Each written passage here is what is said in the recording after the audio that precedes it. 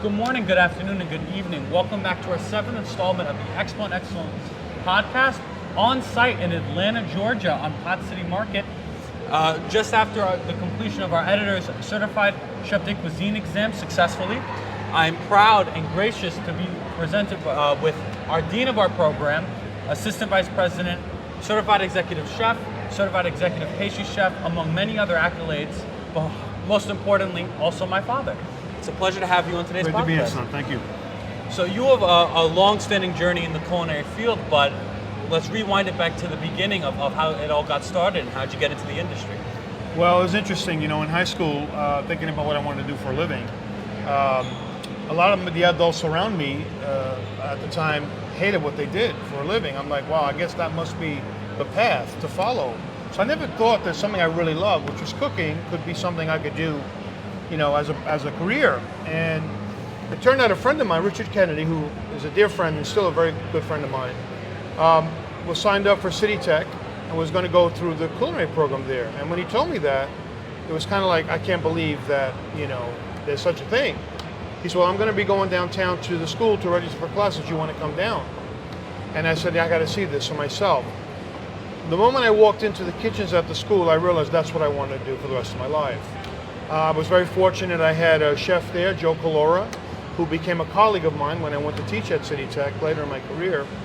And he walked me through the whole process, got me registered for classes, and I started my culinary journey there. Okay. How did you get into, so you went directly into pretty much an executive chef pretty early on in your career. What is that a testament to? How'd you get there so quickly? Well, when I went to City Tech initially as a high school student and I saw there was an opportunity for me there, I recognized I needed to grab that opportunity with all my might.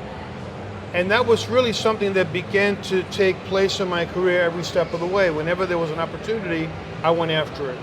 When I became a cook, my goal was always to be the best cook in the kitchen. If I was a line cook and there was 3 stations, I wanted to know which was the most important station, and that was the station I wanted. So I went after that very hard. Within a couple of years, I found myself in a situation where I was presented with an opportunity to become a sous chef. And when I had that opportunity, I embraced it and I went full bore. Very shortly after becoming a sous chef, I was offered the opportunity to take the restaurant over, and I became an executive chef at a very young age. And in fact, got a couple of New York Times reviews along the way before my 23rd birthday. So I think for me, that was something that opportunities came and I just went after it, and that's been a hallmark of my career. How'd you balance between being in a band, being a full-time student, and being an executive chef at such a young age? How did you manage to balance all of those things? Well, I learned to live on 3 hours of sleep a night very quickly. Yeah. That's about all I got. I was driven. I didn't think about the tasks ahead of me.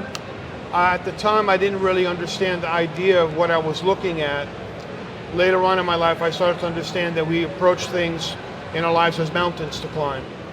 And I always say there are 2 types of people. There are those that when presented with a mountain to climb, back away and stay on the ground, and others that climb the mountain, and whether they stumble or not, they continue to climb because they're driven.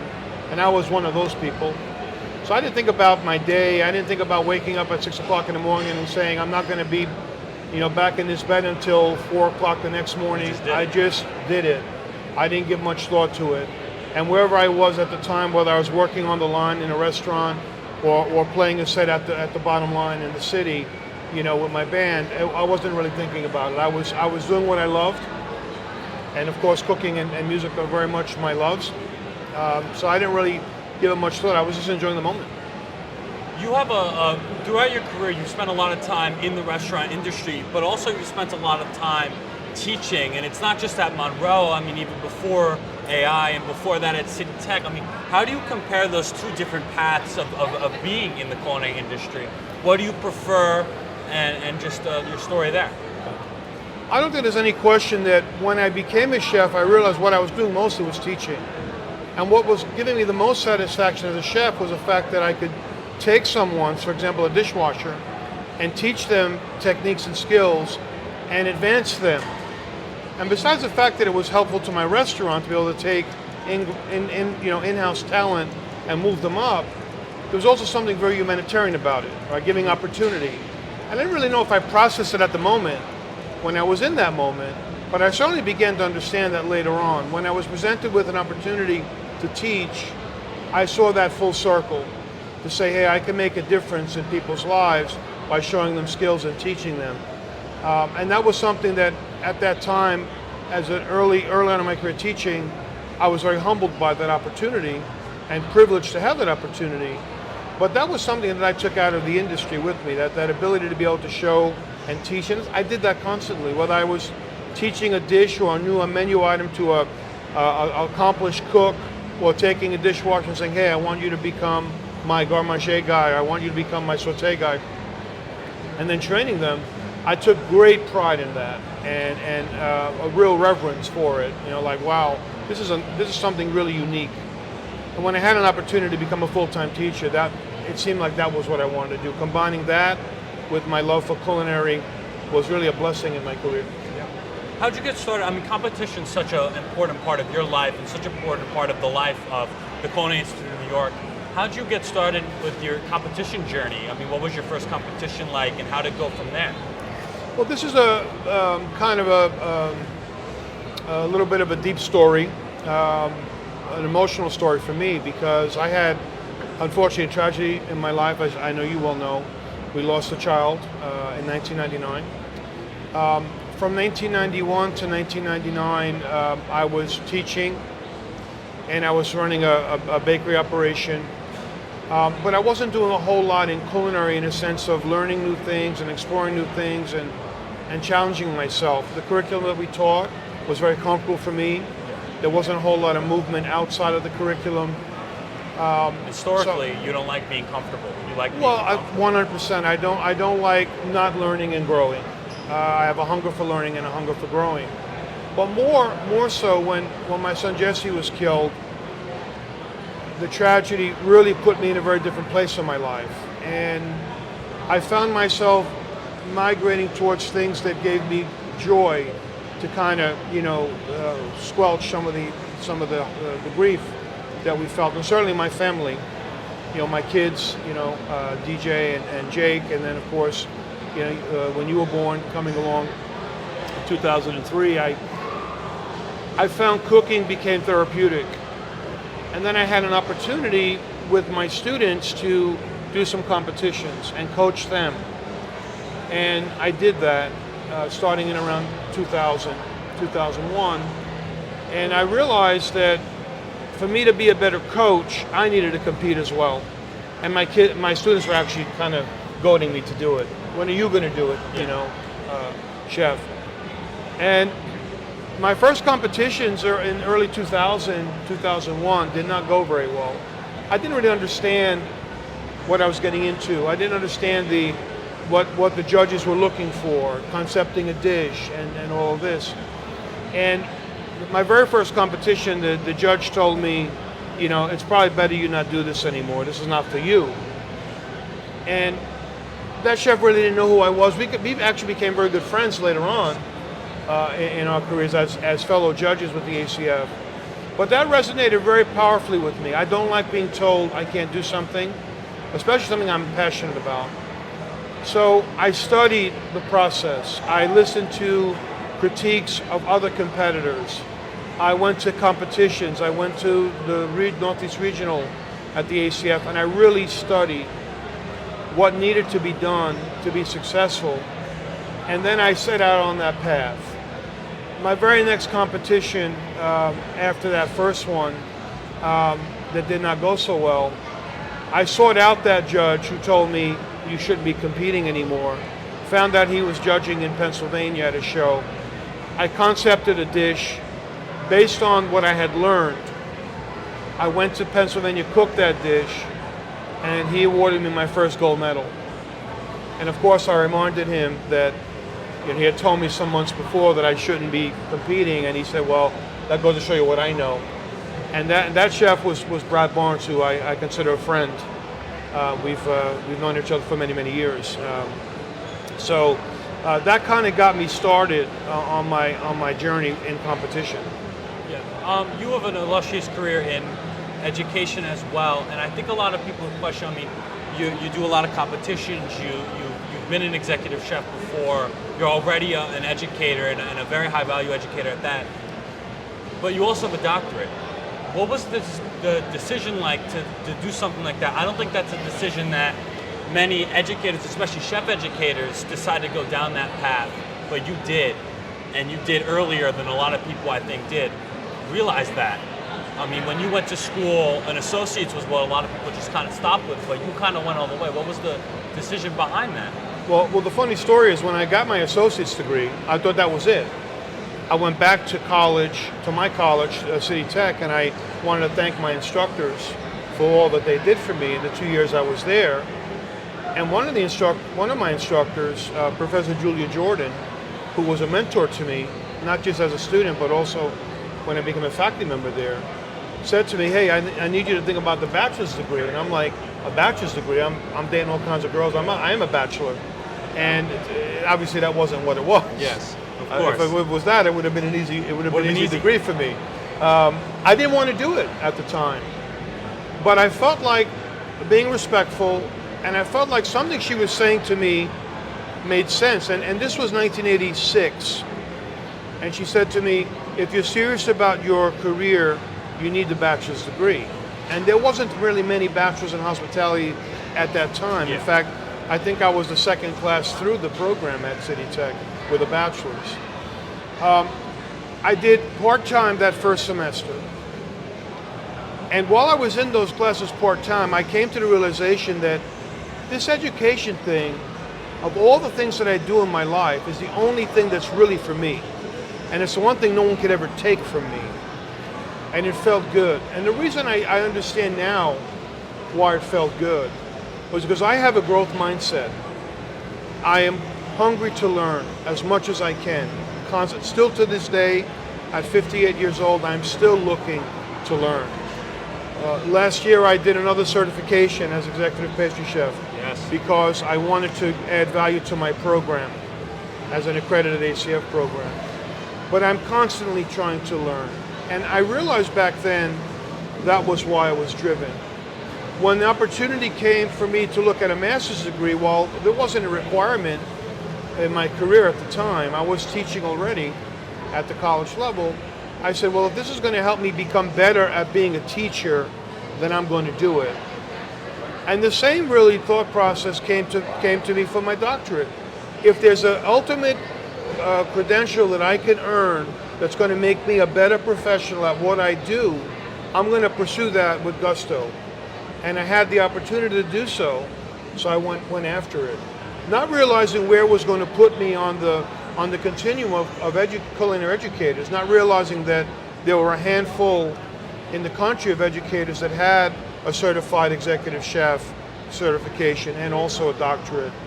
Didn't realize I was putting myself in a very small group of people. That wasn't my goal. My goal was to be better at what I did every day in the classroom. And that's what drove me to a doctorate in curriculum and instruction. I wanted to be a better teacher. And then naturally the progression of then saying, well, I have a pastry background as well. Let me go for my pastry certification. And then realizing that put me in a very narrow group of professionals that have a certified executive chef, certified executive pastry chef, and a doctorate. I don't know that there's anybody else in the country that has that. I could be wrong, and I would certainly not, disrespect anybody that has that as well. But I don't know of anybody that does, in the ACF circles. So to me, that was just kind of added bonus. But everything came from my desire to grow and be better every single day at what I do. I mean, we're jumping around a little bit, but there's one thing that's concurrent in everything I've said, and that's this idea of a growth mindset. And I very much subscribe to that idea, but obviously, I get it from you.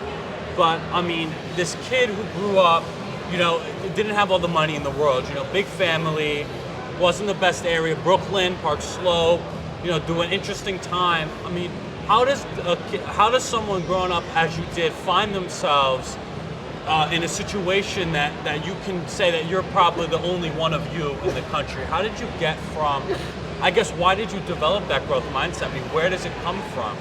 I mean, you weren't surrounded by, it's not like you were surrounded by someone who's extraordinary that you can look to or anything like that. I mean, it's self-implanted in you. And I want to know, what was that inspiration? How did you get there? Well, I think that there's really two answers to that. The first is I felt tremendous empowerment as I learned things. I felt like that was giving me an advantage in my life, or giving me something that, that I could really draw from, and gave me confidence. The more knowledge I had, the more confident I became. So I was driven already to that. But really for me, in my developmental years, my early teens, even going into my early teens, my brother Joe, Uncle Joe, I really credit him for instilling in me a hunger to learn, opening me up to new ideas and new worlds, coming from a little area in Brooklyn called Park Slope, when Park Slope was still kind of becoming the Park Slope that it is today. It wasn't quite there yet back in the early 70s. Yeah, definitely different now than different now for sure, but even then there was a cultural aspect in the North Park Slope area. I grew up in South Park Slope. That was very eye-opening and very inspiring. And my brother would, he and I would walk down to the North Slope every Saturday morning, and he would point out things to me. He would tell me that he helped me study with him when he was in college. He was the first in my family to go to college. That was tremendously inspirational to me. Music, I got through my brother. And I know I say this to him, probably on his birthday, in his birthday cards, thanks for everything. But I think saying it publicly is important to me because, everyone has someone in their lives that inspires them. And he was one of those people, I think, for me, being 10 years older than me, but not treating me like he was 10 years older than me, was critical in my early development. I did not have a strong academic family. My parents were both children of the Depression, dropped out of elementary school, my dad, and my mom probably early on in high school. And they wanted better things for us, and they certainly didn't, encourage us to become better and educate ourselves. But not to the extent that my brother did. And I think that really, to me, and that carries through to this day.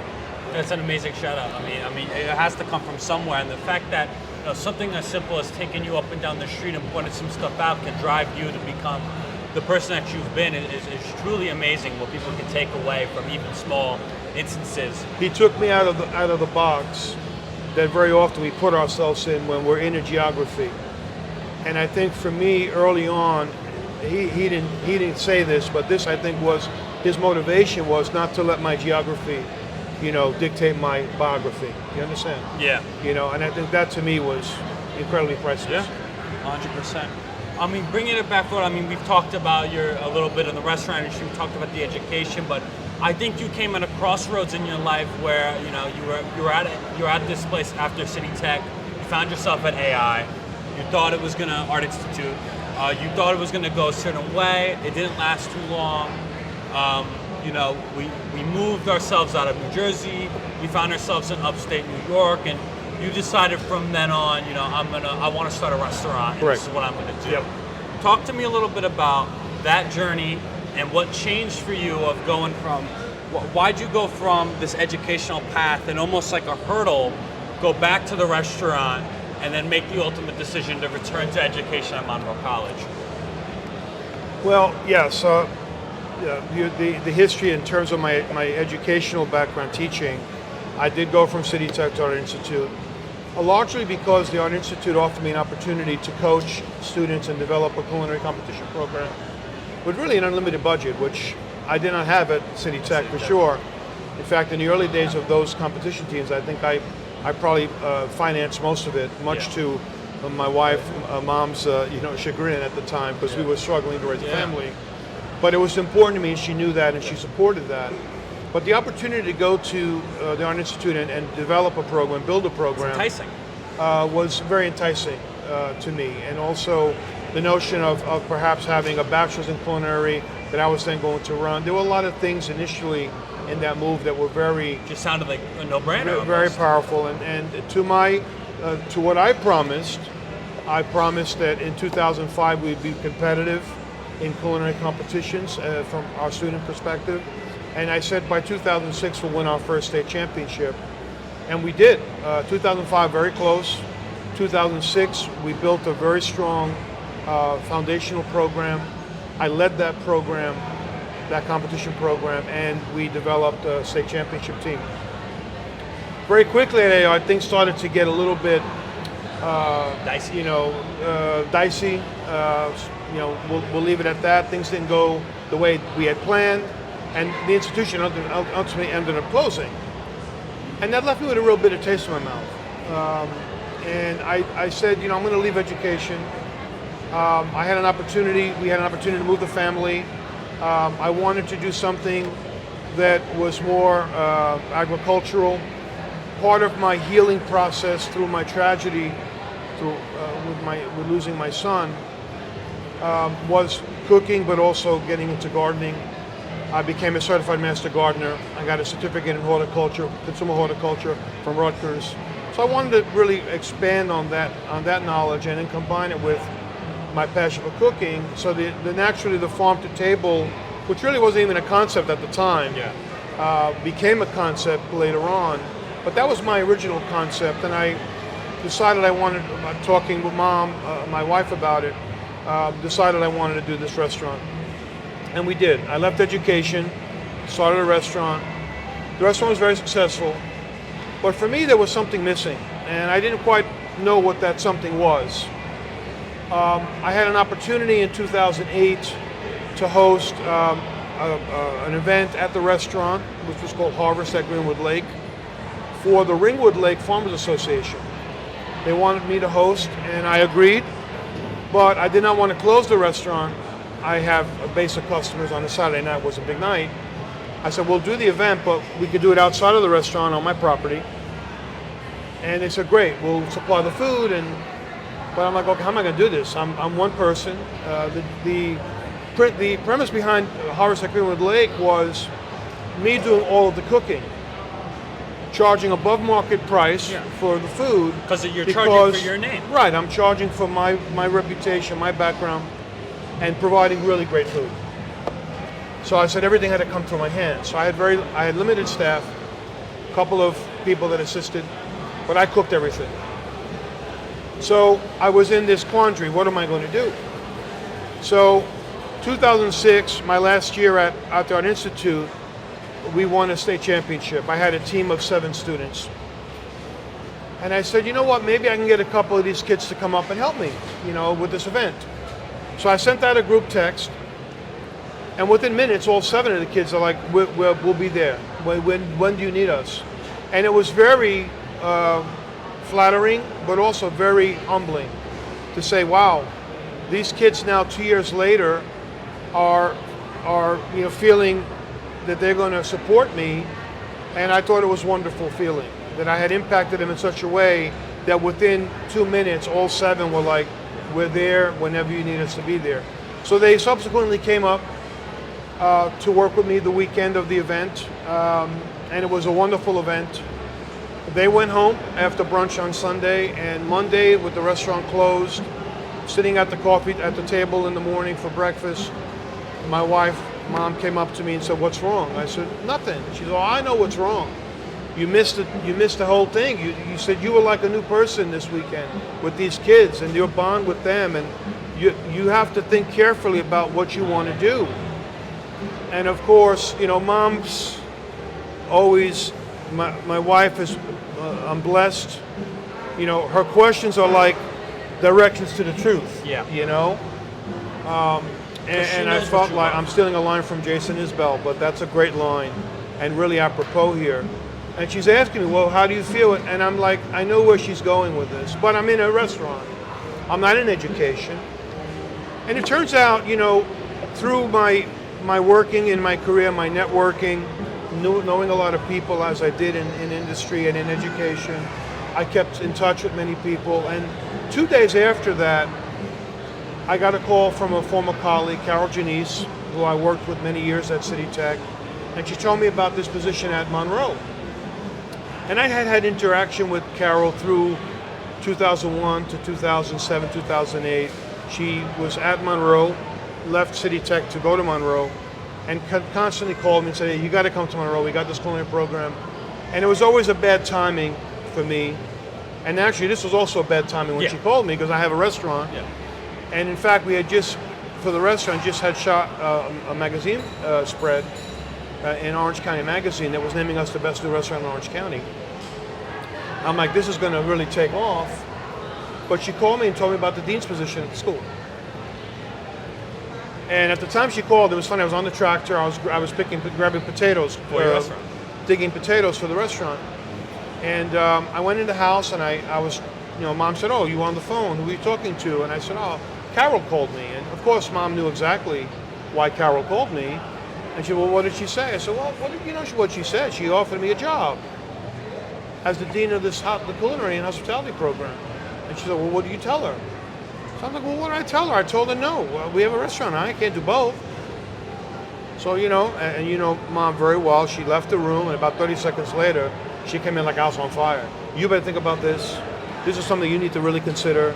Are you going to do this restaurant for the next 10 years? You know you love education." And everything she said was right. But I was committed to the restaurant. I really didn't see that pathway at the moment. I sat on it for a couple of days, and on Friday I called Carol back and I said, "Hey, you know what? I want to look into this position." One thing led to another, and I became aware very quickly that based on her recommendation and the people that I had met, including Stephen Jerome and Mark Jerome at Monroe, that it was my position if I wanted it. And I ultimately took the position to get back to education.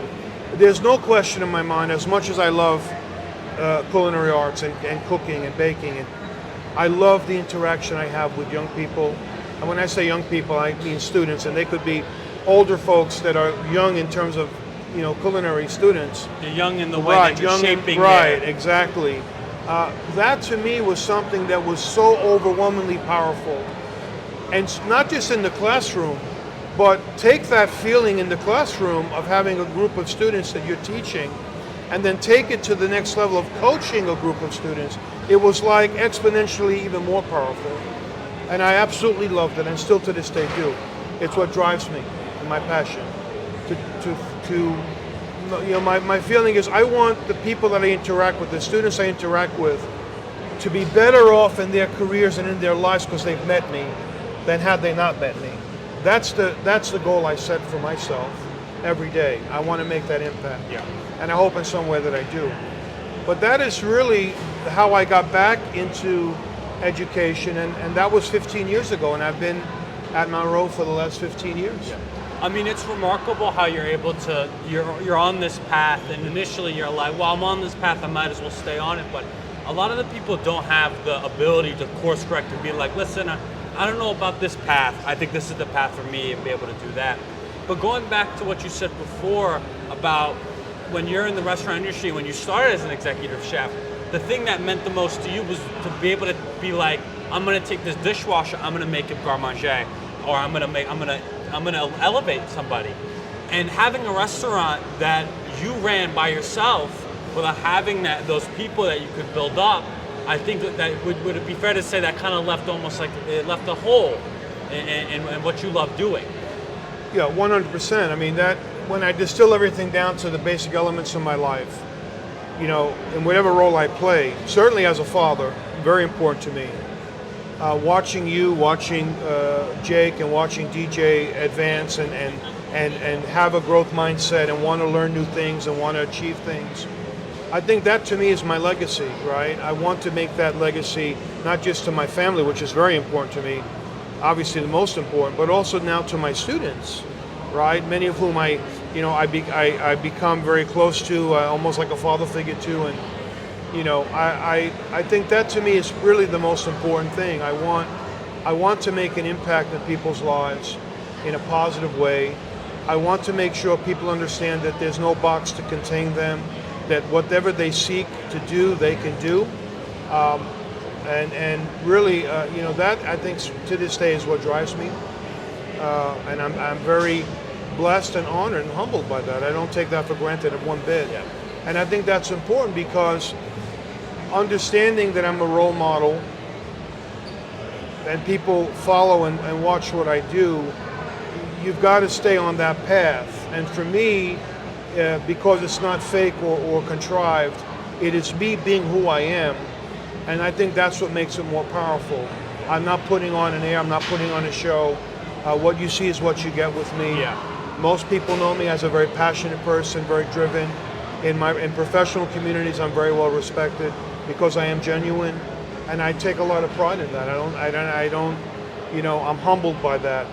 Because of who I am and how I conduct myself, people respond in a favorable way to that. I think for me that is the ultimate, what you ultimately want as a professional. 100%.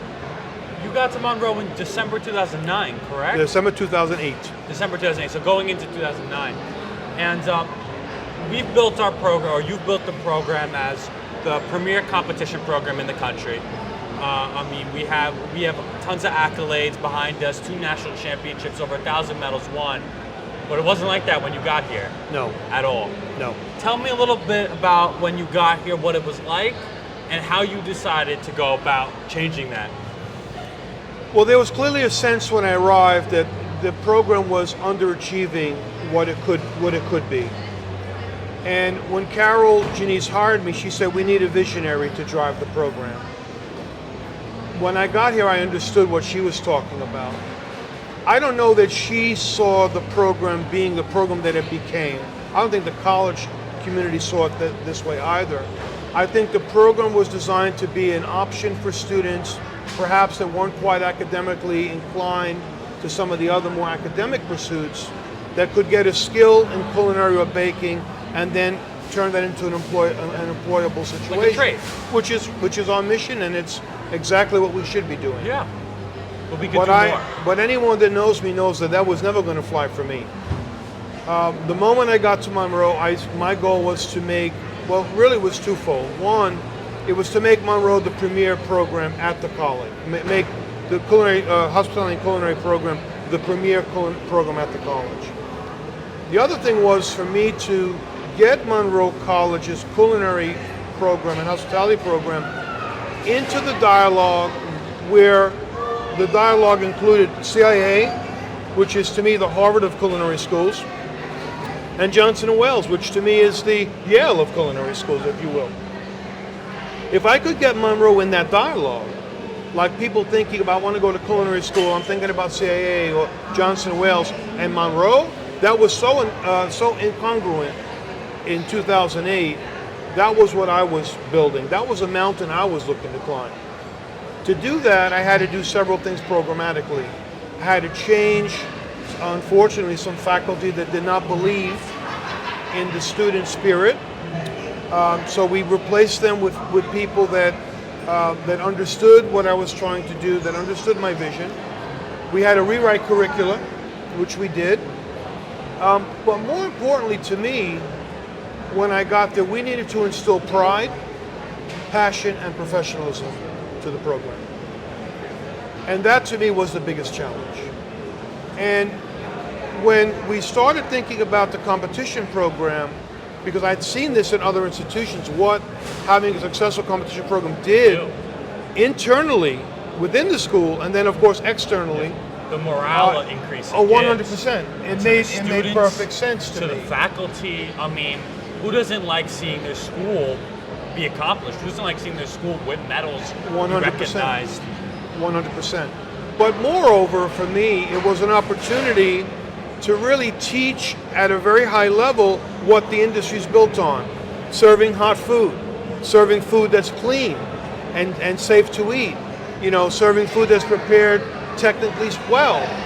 These are the things we do in competition. And you say, well, that's really what we do in industry, and the answer is exactly.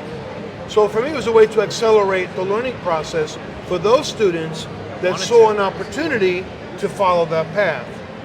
And initially, we started with 18 students, and that started out of a faculty meeting that I went to, where at the end of the faculty meeting, I said, well, what about getting our students involved in competitions and such? And the faculty at the time were so negative and dour about it. In fact, one of them said to me, well, our students aren't good enough. And that infuriated me. So much to the point where I left that meeting, I walked to the Culinary Center, I found the first 18 kids that were standing in the lobby waiting for the 1 o'clock class to begin, and said, hey, how many of you would like to get involved in a culinary competition? And the excitement was palpable.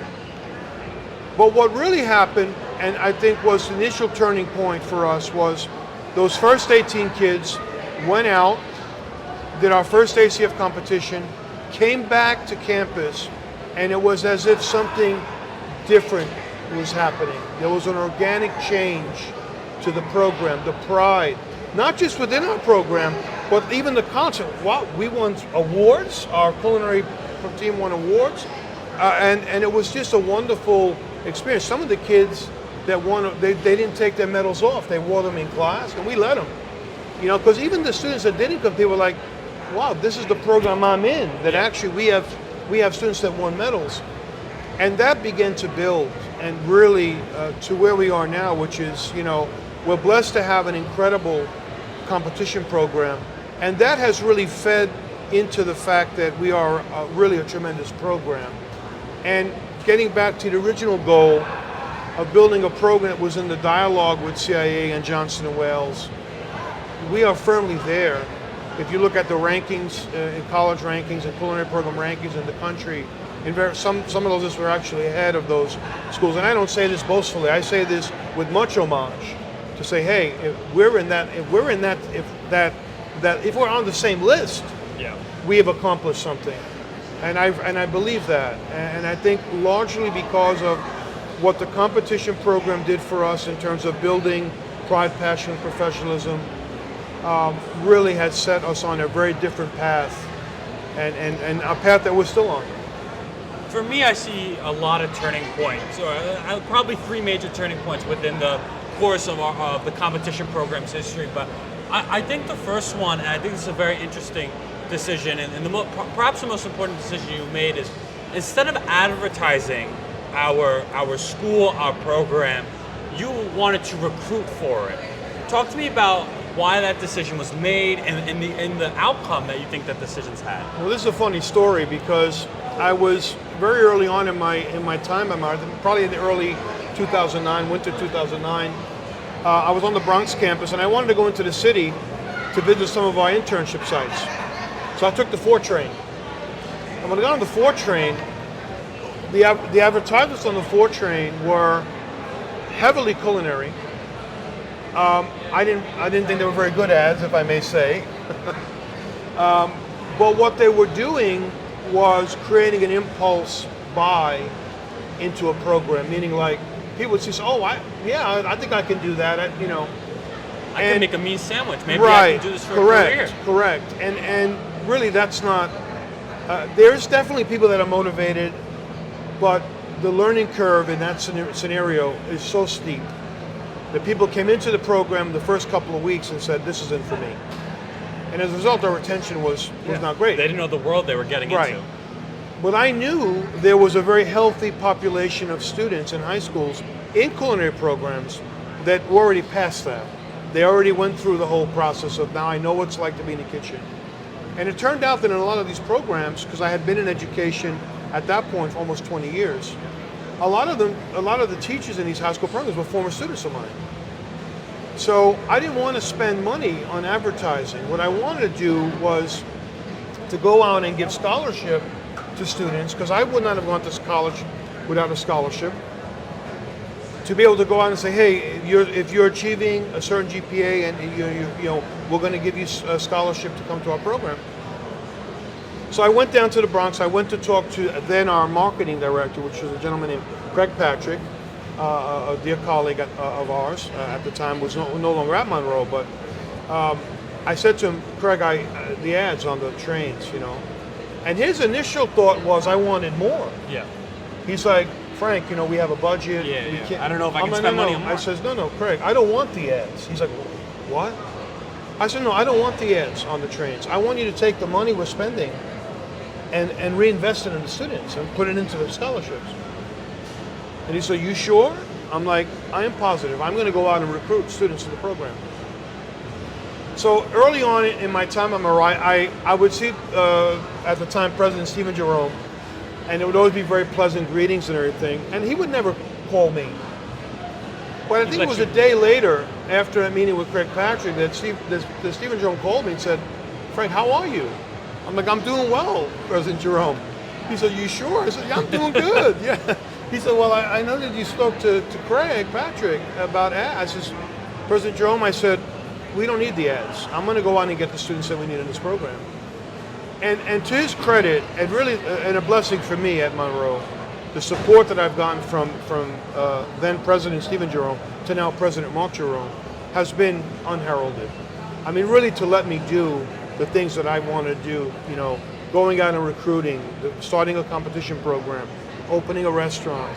And I'm not sure along the way if there was total, you know, like, what's Frank doing? Like, we're not really sure, you know, but they let me do it. Yeah. And everything that I've done has been to the goal of getting Monroe into that dialogue as one of the top programs in the country. So we did that. We started building that program very differently. So that was definitely a turning point, because now we started seeing a better caliber of student coming in that knew culinary already from the high school experience, and that fed nicely into our program. Yeah, I mean, I honestly think the best marketing we have is successful students that have come from our program, that have gone up to be, much like yourself, to be educators, to change the industry for the better. I look at Chef Tavares, Chef Rosie, some CCAP people. These are people that you've inspired, that you, and of course our editor, you know, Jake Costantino, of course, has inspired people to come into the program and be like, hey, this is something that's for you, and that's the best that I think we've done. And that was because you decided to make that decision to go out to 100%. Market and to get those students. Almost, you're seeking out those students that you find that have a growth mindset. I think that's a really important thing. But another turning point we had, I mean, the Gabby Grande series, that team, that SCOY opportunity that we had. Tell us a little bit about that and why that was such a big turning point at Monroe. We went from the school that, oh look, we got some medals, to, we're now a major player in the competition game. Yeah. We're not just winning medals, we're winning major competitions. Yes. So 2013 is really a really pivotal year for us. I had not been as involved in the coaching of our teams early on. I was involved in a very peripheral way, primarily because I was trying to establish a curriculum. So I had to rewrite a lot of things. We were trying to establish a restaurant as well at the college. But 2013 was the first year that I became fully engaged, I would say, as a head coach of our competition program. And I made that commitment to say I'm going to give a lot of my time to this. But it was also the first year that we really came full circle from 2019, where we were starting to get students that sought us out. And that came largely through their instructors, as you mentioned, to say, hey, Dean Costantino's out in Monroe, you need to consider going to Monroe. So we got students that really wanted to be there. They were high achieving students, and we were able to build a team around those students. And that team really put us on the map. And for those people that are watching the podcast, if they want to look at the Monroe Culinary Series, there's 6 episodes. I highly recommend them, because they would give you a definite feeling of what was going on in 2013, 2014. And yes, Gabby Grande, that was the series that was named after Gabby. Gabby was our first ever student to make it to the regional level as a regional student chef of the year candidate.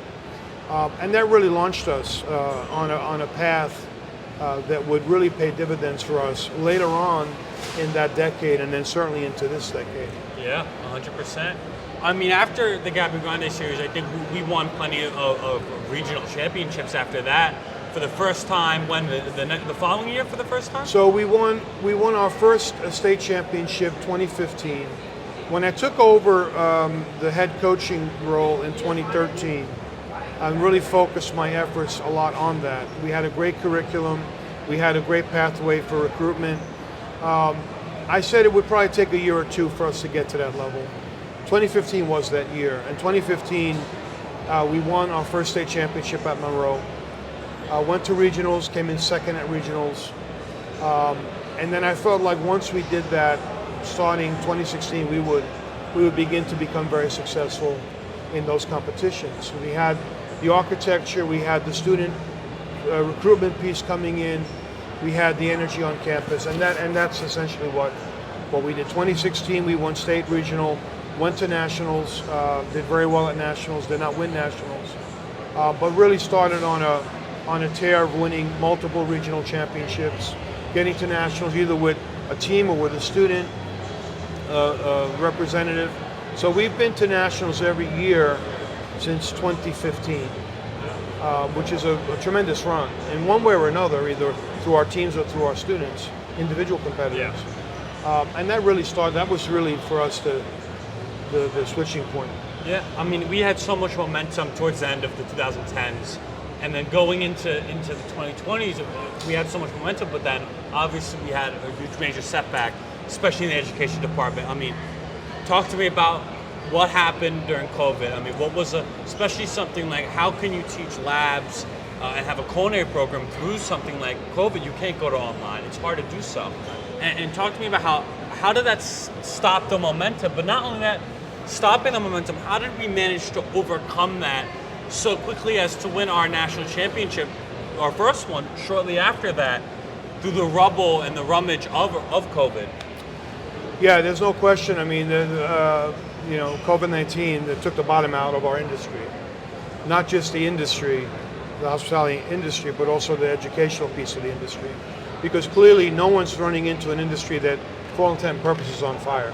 Yeah. I mean, we were affected the most by COVID, by the lockdowns and the sustained lockdowns.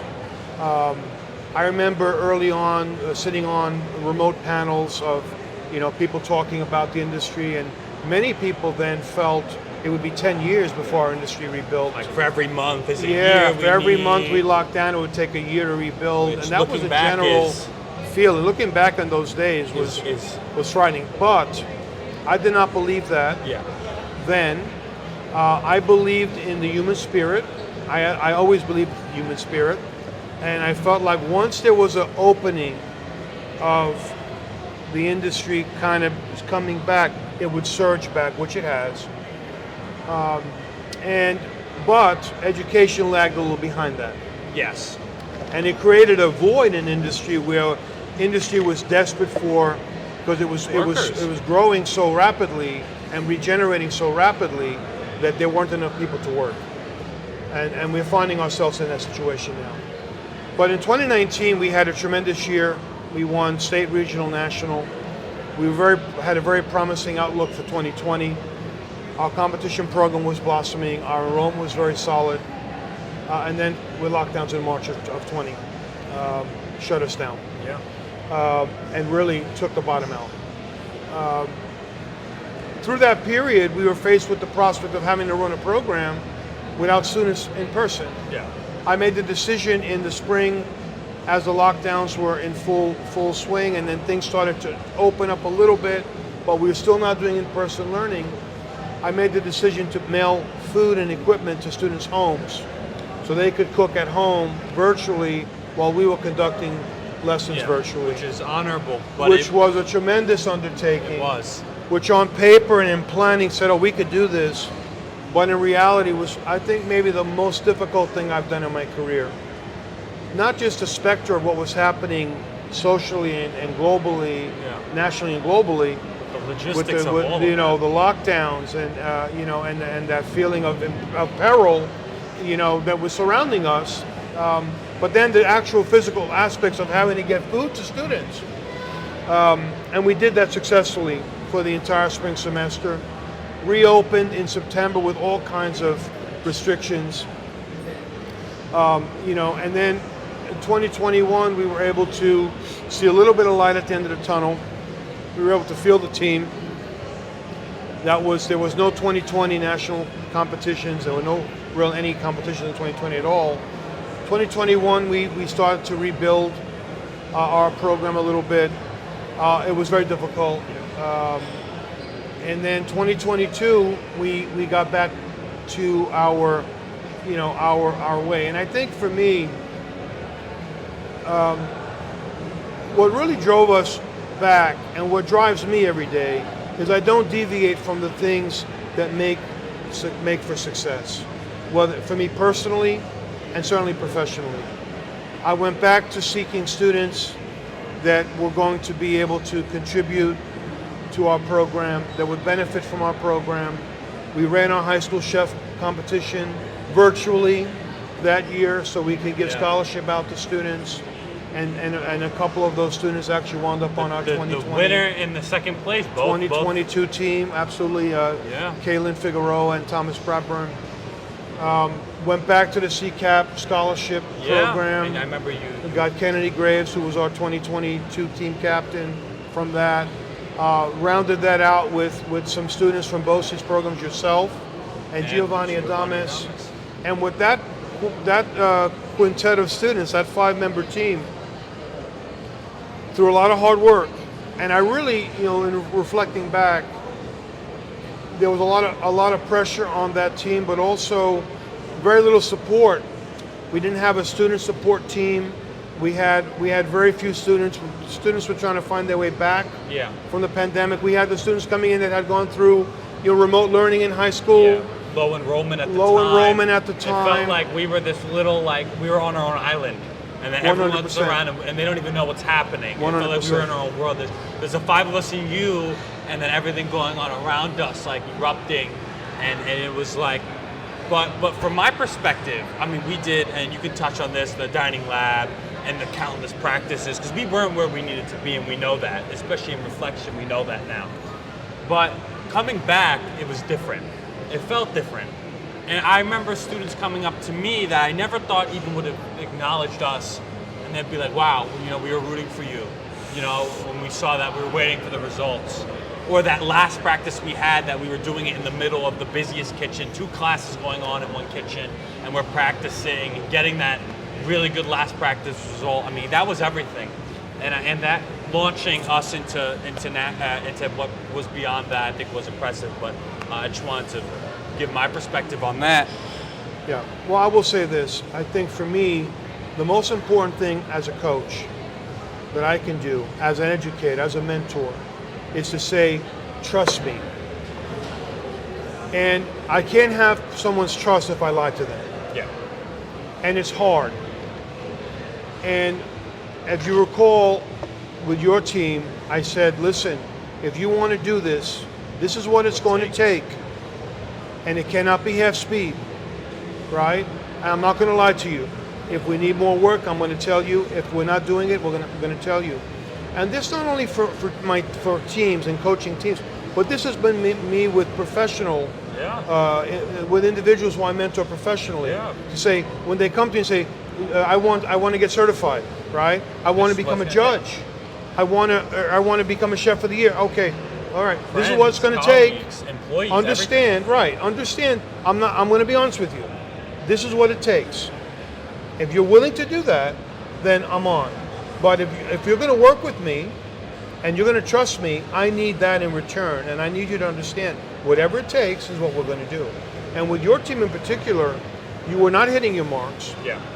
We had to make some drastic decisions. We made a decision to put your team into the dining lab, to run a dining lab and as a fundraiser, but also as a way for you to get experience, to bond as a team. Using our menu. Right, and it was tremendously hard work. Yeah. But I will remind you that I was there with your team every step of the way, 100%. Through those midnight practices, because I'm saying, trust me, I'm not going to forsake you. And that was the sense of going into nationals with that. And I said to you at nationals, I say to all my teams, if the team that's going to win is the one that makes the least mistakes, the one that is the most prepared, because invariably cooking at nationals, cooking in a competition, in a kitchen that's not familiar to you, things are going to go wrong. How you account for yourself in those moments and the decisions you make in those moments will dictate the outcome. And clearly, your team in particular, and because it was the first national championship, because of the road that you guys took to get there, was really one of my proudest moments. Naturally, your first experience achieving something is always going to be the most memorable. Naturally, you're on the team, so that makes it even more memorable, my son. But the work and the effort that you guys put in, and the pressure I put on you, and that pressure because I was not going to forsake you. I was not going to tell you, oh, you good. Guys are great. If we just go there, it's going to be great. That would be shortchanging my team. That would be me abandoning my team to say, yeah, guys, it's national. We just get there, it's great, But that's not how I think. I know that's not how you guys were thinking. You guys wanted this badly. We wanted it.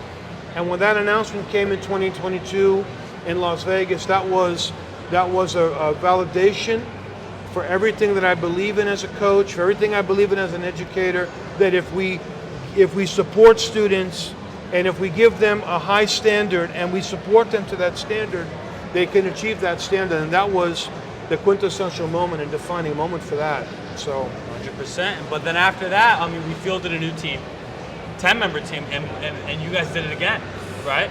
100%. This again, we went back to what we were doing with a support group, helping a core 5-member team. ACF student team competitions are built on a 5-member team. Support teams are critical to that. We did not have that in 2022, but we restored that in 2023, and it was different this year. I think for me, I was so confident in the process and how we do things that it made this year particularly easy for me, because I'm like, this is what we do. Yeah. And now we have validation for what we do. Yeah. And that first meeting with that 10 group, I said, we will win another national championship this year if you do what we need you to do. This is how we do it, and to the credit of the team, they were 100% focused, and they were on from the moment we started practice through the national competition. It was clearly one of the easiest teams I've coached, one of the most talented teams I've coached, and I've coached some really great teams, and I'm not pitting one team against another, but I'm just, from a historical perspective, not always are the most talented teams the ones that do the best, I mean? But this team had something special about it. They did, fantastic. It was a very easy year coaching for me, in a year for me which saw me in the classroom teaching a lot. It needed to be easier, and it was. And they just ran the table like qualifier, #1 team in the country, #1 seed coming out of Kansas in March. I told them they would be if they did everything we talked about. I told them they would win a national championship if they cooked their program and they believed. And here again, where trust comes in, as I define the concepts and teach the concepts of the menu to the students and formulate the concepts and believing in that. And it was just beautiful to see. And interestingly enough, their run at nationals was probably in all of their practice runs going back to the beginning, when they never really had a bad run. Probably their run at nationals was maybe one of their worst runs. Yes. And they won by 10 points. And they still won by a wide margin. And that to me is a testament to them, to our program. It's further proof of concept. To where we are in terms of our visioning for what we're doing. And I couldn't have been more proud of that. And it feels like, we're getting to a point, we're in a really interesting time in the program, and I think we're in this almost ramp up stage, but almost like also a wind down for you as well in some ways. But we're getting to a point where we have a couple members coming in from last year's support team going into next year. I think you feel very confident about them. And we're getting new stuff. It's the start of this podcast, and we're going into next semester. We have big plans for the expansion of media and stuff like that. What are your thoughts on that going forward and what that does for the program, and what do you want it to do for the program? Well, I think we are at a critical time right now in our program, coming full circle from the pandemic now. I think naturally, I'm a businessman as well as an educator. I've had many businesses in my career, so I understand the business aspects of it. Look, are you going to invest in a program that's declining, right? Our enrollment went down, no question. There are opportunities the college saw in other fields like allied health. And I recognize that, we had to reestablish ourselves as a bona fide program at the college. I don't think winning back-to-back national championships hurts that. Yeah. But I think it's put us in a position now where, and again, we're blessed to be in this position, where President Mark Jerome now sees an opportunity to kind of reinvest in the Culinary Institute of New York, at Memorial College. He's been the strongest supporter of our program. We've made some key hires of late. We have some plans to have some recruitment and some newcomers that are going to go out and really promote the college and our accomplishments and what we do. So I think we're at a key point right now, and I think that's kind of very, very, promising for me, clearly.